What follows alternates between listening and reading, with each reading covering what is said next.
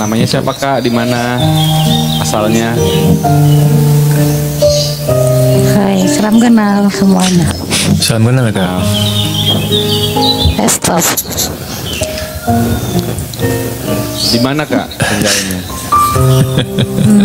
Sekarang stay-nya di Jepang. Oh, magang atau SSW atau TG atau udah jadi warga negara sana? Kerja. Dari program apa? Enggak dulu sih. Awalnya magang. Enggak magang. Dulu kan kerja di panti jompo. Oh, oke. So, udah berapa lama di Jepang? 11 tahun. Udah lama ya. Dulu Gimana? Dulu di Taiwan, terus ikut bos. Oh, oke. Ada pengalaman apa Kak? Ingin cerita tuh, belum cerita aja udah pengen nangis. Jangan nangis dong. Tarik Dari nafas. diambil dari sudut yang menyenangkan aja gitu. Dari Tarik sisi yang nafas. menyenangkan.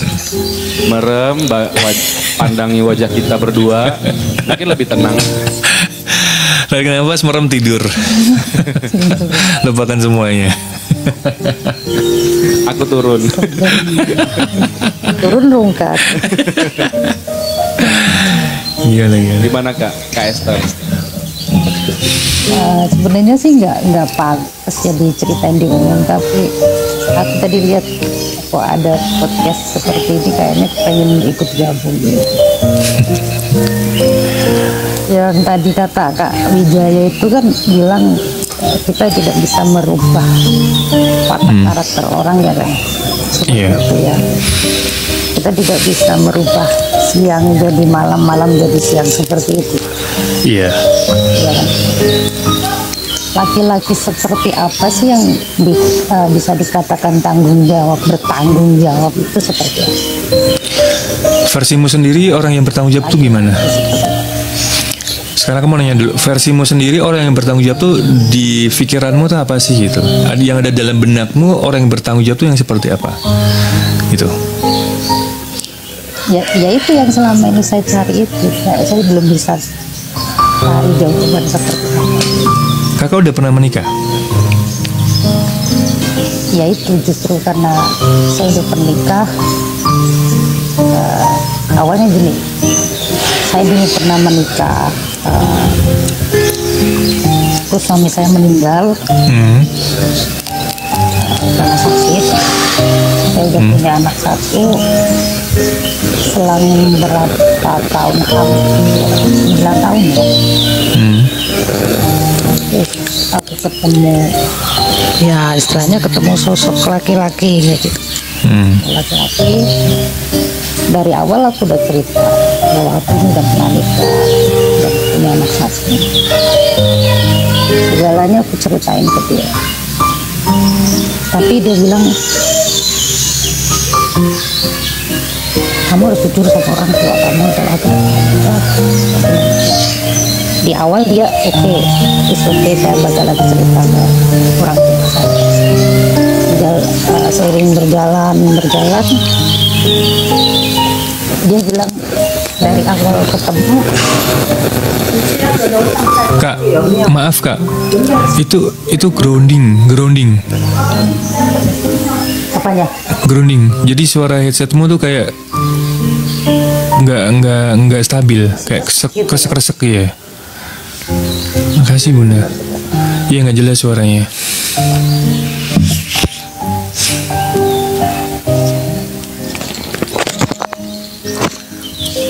Sekarang gimana? Ya begini aja oke. Begini aja lebih oke nih. Oke. Sebelum cerita aja aku udah pengen nangis. Jangan nangis. Jadi ya diambil dari sudut pandang yang menyenangkan aja. Diambil dari sudut. Karena dengan kejadian ini aku harus kehilangan mama aku kayak gitu loh. Kok bisa? Sebenarnya masalah ini apa? Udah pendam dari 11 tahun aku pendam sampai sekarang. Aku pendam sendiri kayak gitu. Aku boleh tutup kamera sebentar nggak? Jangan dulu ya Kak. Karena gimana ya, ini harus on cam dulu gitu. Yang Ya, ini, ya, ya, soalnya takutnya teman-teman ini kesepakatan sama teman-teman di bawah juga sih gitu. Dan aku lanjutin cerita lagi ya. Dari awal terus Kameli. dia bilang mau pacaran sama, ya mungkin karena satu basicnya mungkin karena mereka dia keluarga berada kali ya gitu ya. Terus dia cerita kalau dia bakalan jujur sama keluarganya dari awal. Terus aku ya oke gitu. Aku bilang sebenarnya aku udah trauma karena aku ditinggal suamiku yang pertama itu meninggal gitu. Dia bakalan sayang, bakalan tanggung jawab. Oke. Dia bilang ketika mau melamar aku, dia bakalan jujur sama orang tua aku. Tapi ketika melamar, dia bilang jangan dulu. Dia bilang, aku bilang kenapa? Bukannya dari awal kamu bakalan janji jujur. Terus itu aku mengalah. Dia bilang tunggu kita udah nikah, is okay. Aku bilang oke. Aku mengalah lagi. Dia bilang setelah menikah dia nggak jujur sama orang tuanya lagi. Aku mengalah lagi. Akhirnya ketika menikah udah nggak ngomong lagi, aku mengalah sampai ke 4 kali dia janji. Sampai sekarang aku menjatuhkan harga diri aku di mata keluargaku. Akhirnya mama yang selalu kepikiran kenapa ketika suami kamu sayang sama kamu, menikahi kamu, janji mau ngomong sama keluarga dia. Yang bikin aku sakit setelah menikah baru berapa bulan, aku tanya kenapa sih kamu gak mau ngomong sama keluarga kamu udah janji dari awal. Aku juga tidak pernah bohong sama kamu, aku udah jujur status aku. Dia bilang kayak gini, karena aku takut keluarga aku gak setuju, aku takut gak ada istilahnya kecocokan dari keluarga aku. Dan dia bilang katanya malu. Disitulah aku tuh jadi down banget Kak di situ. Aku down banget. Bentar. Sayang. Apa setong sih sayang?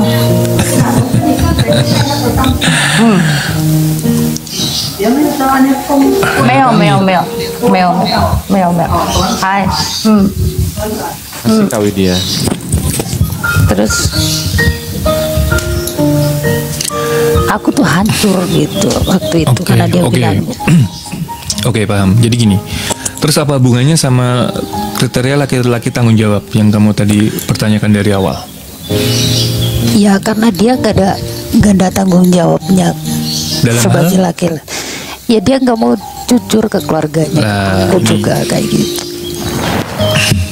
Jadi gini ya, tanggung jawab sama janji itu ada perbedaan, walaupun nggak signifikan, tapi jelas. Jadi tuntutan kakak ini kan dia harus jujur, harus ngomong sama keluarganya kalau dia udah menikah dengan kakak.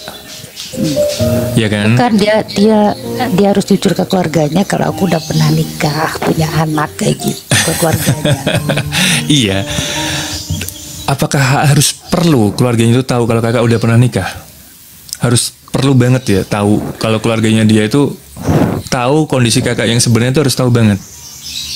Ya bukan harus tahu banget. Itu kan tanggung jawab dia dari awal. Dia bilang saya ngomong ke keluarganya kan gitu. Ya, kalau seperti itu. Oke, kalau kira-kira dia udah ngomong, pengaruhnya ke hidup kalian apa? Ya karena aku tidak suka kebohongan kayak gitu. Oke, tapi sejauh ini dia bertanggung jawaban dalam menafkahi dalam segala hal gitu kan? Kalau ya jujur dia tidak pernah marah, dia baik, dia selalu. Tapi dia tuh kalau ada masalah dia tidak pernah menyelesaikan masalah itu, dia diam. Nggak pernah. Ketika misalnya gini, pernah suatu saat ya maaf aja ya, kita kan sampai sekarang belum dikaruniai anak ya kan. Jadi mereka berpikir kalau aku yang akhirnya aku mengorbankan diri aku, kalau aku tuh yang bermasalah kayak gitu ke keluarga dia. Padahal ketika kita ke rumah sakit, kita cek semuanya kesehatan, ternyata dari dianya yang nggak bisa punya anak. Akhirnya aku mengalah, ngomong keluarganya kalau aku yang ada masalah, aku berkorban buat dia. Terus kan dari awal aku udah pernah menikah, punya anak, yang seharusnya ada masalah kan suamiku. Akhirnya aku berkorban buat dia kayak gitu. Aku mengalah kayak gitu. Aku menghargai dia sebagai laki suami aku kayak gitu. Gimana tuh Mbak? Akhirnya Itu tapping yang di bawah tuh bisa dilihat. Iya, antara janji dan tanggung jawab tuh harus di apa ya? Kita harus tahu nih. Porsinya tuh harus tahu, Kak.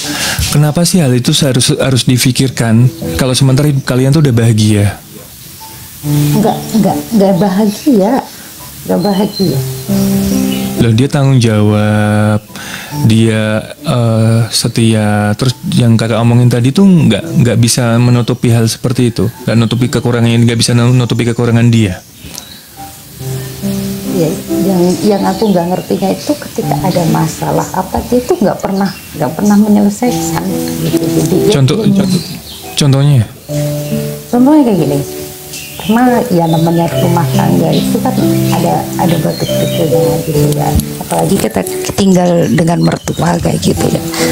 Ketika ada masalah nggak tahu kenapa salah paham, ibunya itu kan ngedimin aku sampai 1 bulan nih ya kan. 1 bulan gitu. Aku tanya ke suamiku, coba deh tanya ke ibu ada apa kok dia sampai ngedimin aku 1 bulan kayak gitu. Terus aku masak, terus dia diem aja nggak pernah mau masak masakan aku, bahkan sampai pernah dibuang di depan aku itu masakan.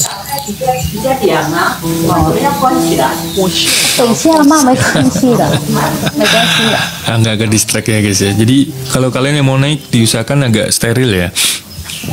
Ini. Jadi apa? Pernah kayak gitu, pernah dibuang di depan mataku sendiri. Terus aku tanya kenapa ibu sampai seperti itu, coba tanya ke ibu ada apa. Tapi suamiku cuma bilang biarin aja nggak apa-apa kayak gitu, kamu harus sabar ngadepin orang tua seperti itu. Udah jawabannya simple seperti itu. Udah diam sampai aku nggak tahu masalahnya harus bagaimana kayak gitu. Simple itu dia. Maunya kakak suaminya tuh ngomong sama ibunya atau negor ibunya gitu. Iya, tanya kenapa biar kita tuh tidak salah paham seperti itu, kita bicarakan baik-baik seperti itu loh Kak. Maksud aku tuh seperti itu, tapi suaminya nggak mau. Suami aku tuh nggak mau seperti itu. Coba lu nih, bingung gue. Oh, steril. Ya steril tuh steril, masa nggak tahu steril? Jadi Sebenarnya mungkin tadi teman-teman juga ada yang typing di atas. Dia bilang mungkin secara nggak langsung kakaknya introspeksi diri dulu. Mungkin ada hal-hal yang buat kakak tuh ngerasa apa namanya ya, ada masalah di diri kakak kayak gitu-gitu secara nggak sadar. Terus harus bahagia di pikiran Kak Esther itu seperti apa, mungkin itu dipertanyakan lagi gitu loh. Kalau Kak Kartika, terus bahagia kita sama bahagia orang kan belum tentu ya, apa yang kita mau, apa yang orang mau. Nah, dan akhirnya kita ngerasa kayak ini bukan kebahagiaan yang gue pengen gitu loh. Padahal si cowoknya mungkin dengan begitu dia udah ngerasa bahagia gitu kan. Halo Bang Lid. Udah ngerasa ngasih tanggung jawab, terus mungkin nggak nakal juga, nggak apa bandel juga kayak gitu kan. Nggak selingkuh juga gitu, nggak ada orang ketiga gitu. Orang ketiga gitu loh. Nah, mungkin kebahagiaan itu menurut dia sih ya udah, gue udah bahagia nih gitu. Mungkin Kak Esthernya mungkin versinya lu harus ngapain lah, makanya itu mungkin dikomunikasikan lagi gitu loh, bisa diobrolin lagi tentang apa maunya Kak Esther, apa maunya pasangannya, nanti dicari jalan tengahnya gitu loh. Udah, saya udah pernah ngobrolin ke suami saya. Kita tuh harus bagaimana. Aku udah ngomong juga ke suami saya kalau ini harus bagaimana. Tapi dia tuh nggak ada jawaban. Cuman istilahnya tuh diem, nggak pernah mau menyelesaikan masalah kayak gitu tuh dia itu. Ya karena gitu tadi ya, karena dia merasa rumah tangga ini udah baik-baik saja gitu loh. Dalam artian masalah orang ketiga nggak ada, secara finansial tercukupi, kebutuhan juga tercukupi. Cuman masalah yang timbul kan mungkin dari perasaan masing-masing, yang ini nuntut begitu gitu. Gabling sih ya ini. Ditanyain tuh, dikasih gift nggak lu katanya? Lu lagi live. 一定要这样子，那个有沙啦，不会掉啊！结果你看， Belum salam bi. 这个老老，对对， Waalaikumsalam. 如果这样，你看这样掉下来会有沙，就掉了。 Apa turun dulu kak? Nggak apa-apa. Iya. Iya. Makasih ya, nanti saya naik lagi. 这个菜怎么这么老？